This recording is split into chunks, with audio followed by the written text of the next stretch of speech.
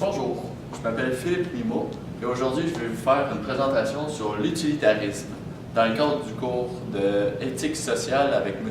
Couteau au Cégep de l'Outaouais. Donc sur l'utilitarisme.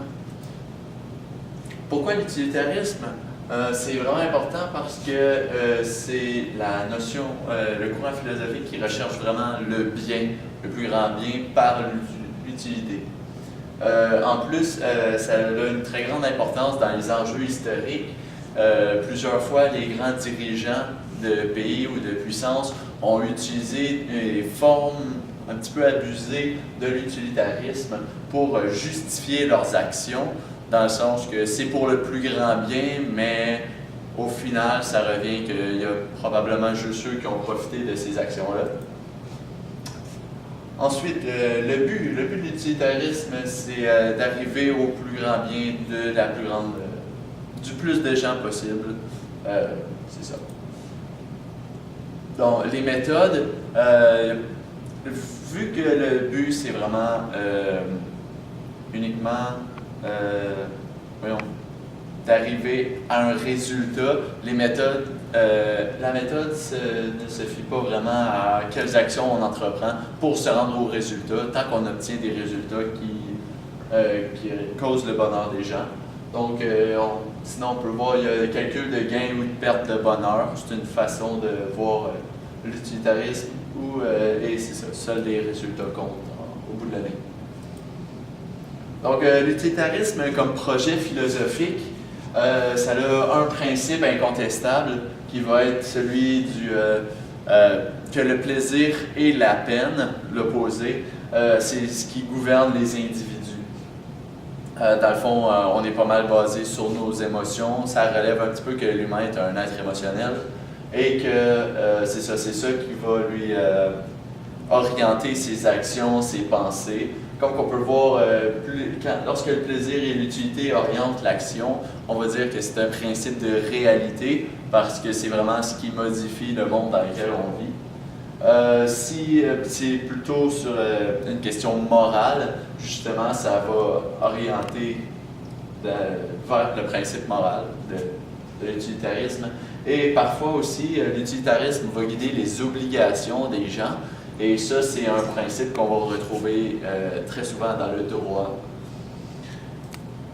Un autre grand plan d'action de l'utilitarisme, c'est dans le projet politique. Ça a été vraiment mis de l'avant avec Jeremy Bentham. Puis, dans le fond, son projet, c'était de libérer de l'autorité établie parce qu'il trouvait que l'autorité établie, elle pensait juste à soit la puissance de l'État ou la puissance des individus au sommet. Et ça, c'est assez contre l'utilitarisme, vu que l'utilitarisme, le but, c'est le bien du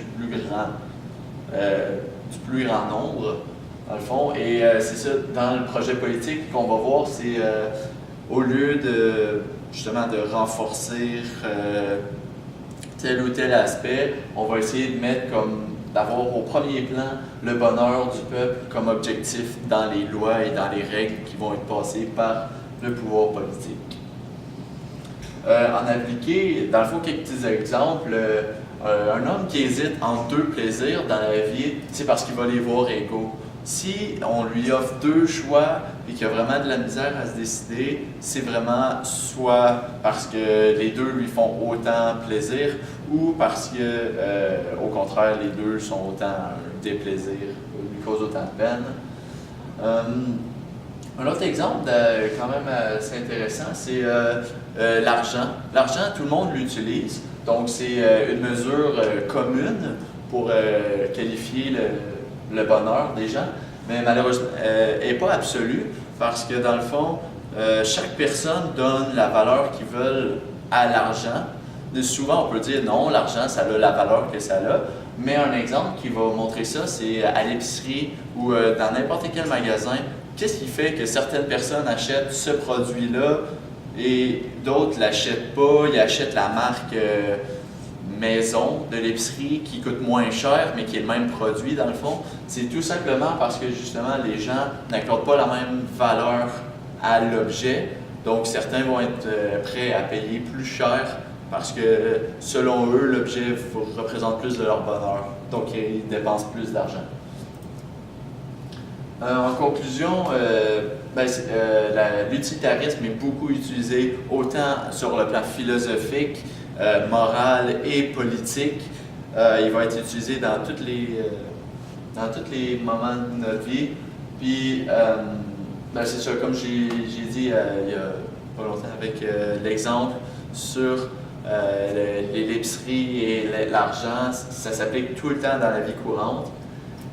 Et par contre, pour un petit retour au début, lorsque j'ai dit que certains dirigeants avaient profité de l'utilitarisme et de la citation de « pour le plus grand bien », peu importe, tant que ça apporte au plus grand bien, ça, il faut vraiment éviter les excès et l'égoïsme du plaisir. C'est pas parce que toi, ça te rend beaucoup plus heureux que les autres, leur malheur, c'est acceptable.